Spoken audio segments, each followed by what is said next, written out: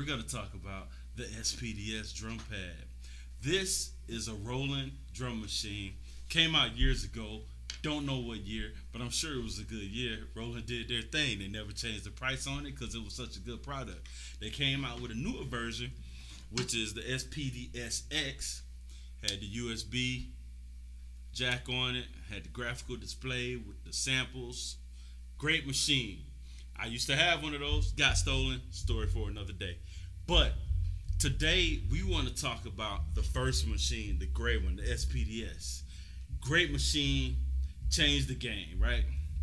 And everybody migrated to the new one just like I did. When mine got stolen, I went and got one of the old ones because of one feature that the new one does not have.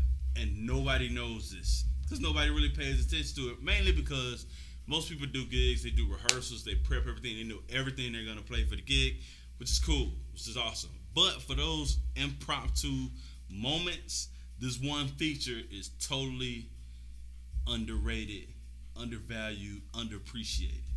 And that is the phrase maker.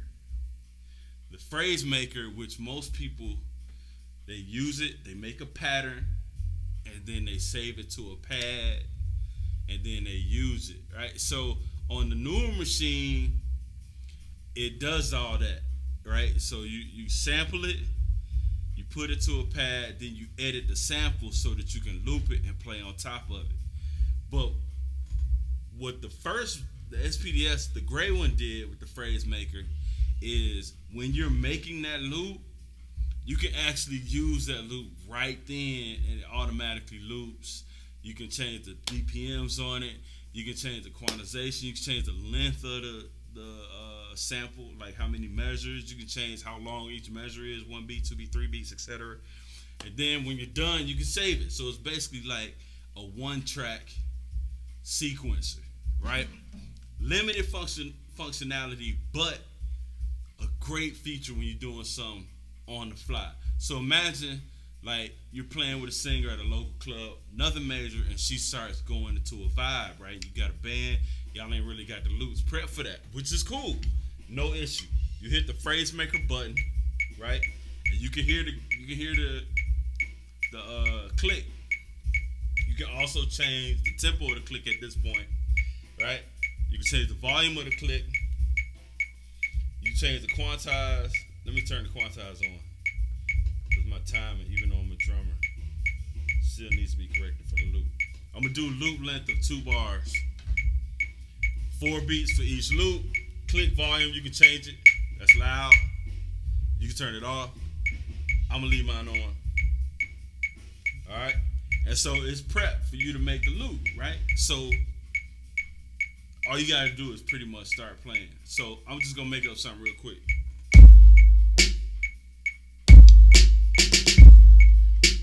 All right, so the loop is playing. So like you can play on top of it.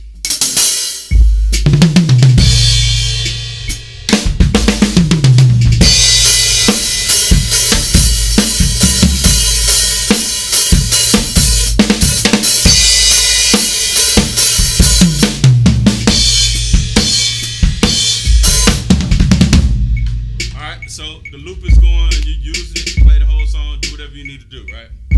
So at this point, you can actually still add things to the loop if you wanted to, or you could just save it the way it is. As long as that click is still going, you can still add stuff to it.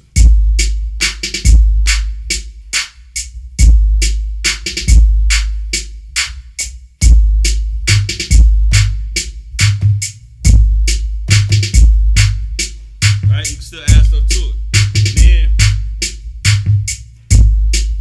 And then you hit, let's say you hit stop on it, right? At that point, the sequence is made. Like you can't edit it anymore. But also at this point, you can change the tempo. So let's say we bump it up to 170. You can change the tempo. You can change it while it's playing. Slow it down.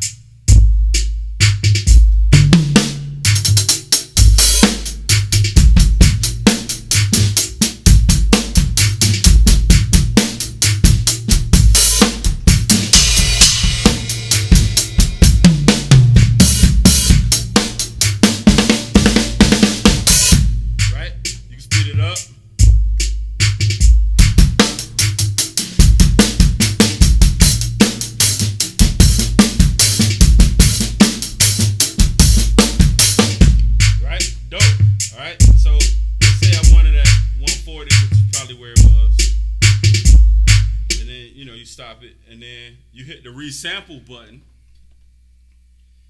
and then at this point you can change the gain amount. I usually bump it about 10-15% just to make it hit a little harder. You can go up to 400%, and then you can set the mode to mono or stereo, the grade, which is the quality, and then you set where you want to save it, destination. I'm gonna put it on the card. It says, do you want to resample? I say yes. So it's resampling. It's like setting the loop up for you to save it, and then it asks you, do you want to write it to that wave location? And I click enter. Boom, now it's complete. So now the loop is saved.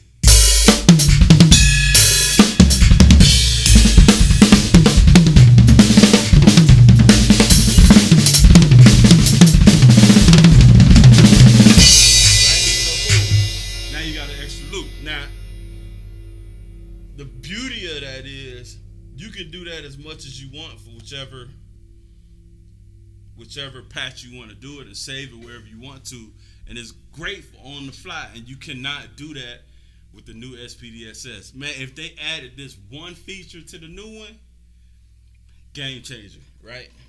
For us local guys, because most of the guys is doing big shows, they prep everything, so ain't no improving on that. But let's do it one more time, right? So you can even, if you got the gall to do it, you can do it without the click being on, and then you can always add stuff to it. I'm not gonna do that today, but let's put that click back on, because one other thing I want to show you about this.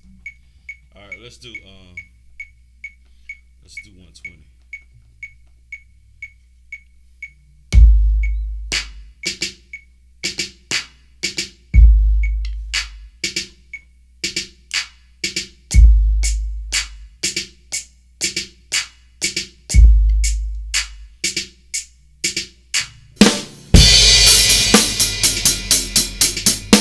Now, the loop is going. You hear the click, so you can still record on it. But in time, watch this. So I started over, took the click out. The loop is set. You can still play on top of it while the loop that you just recorded is still there.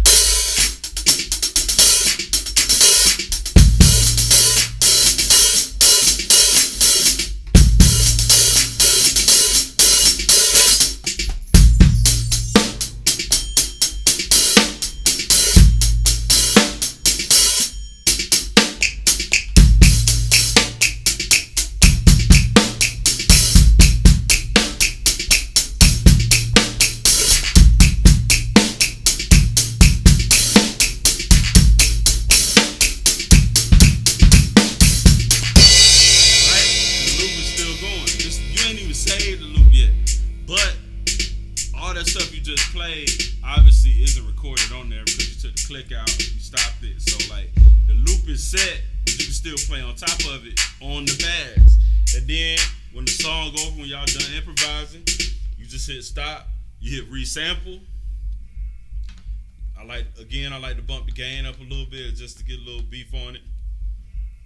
Set the mode, set the standard, set the destination. Resample, are you sure? Enter, yes. Now processing.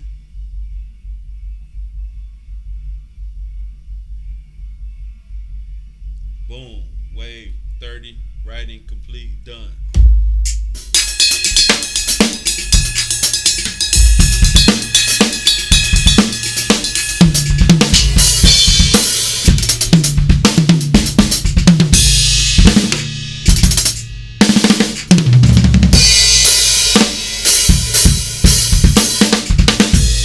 And then you can do whatever you want after that. Yeah, so that's the dope feature on the SPD-S that's not on the SX. Just so you know. Phrase maker. Game changer.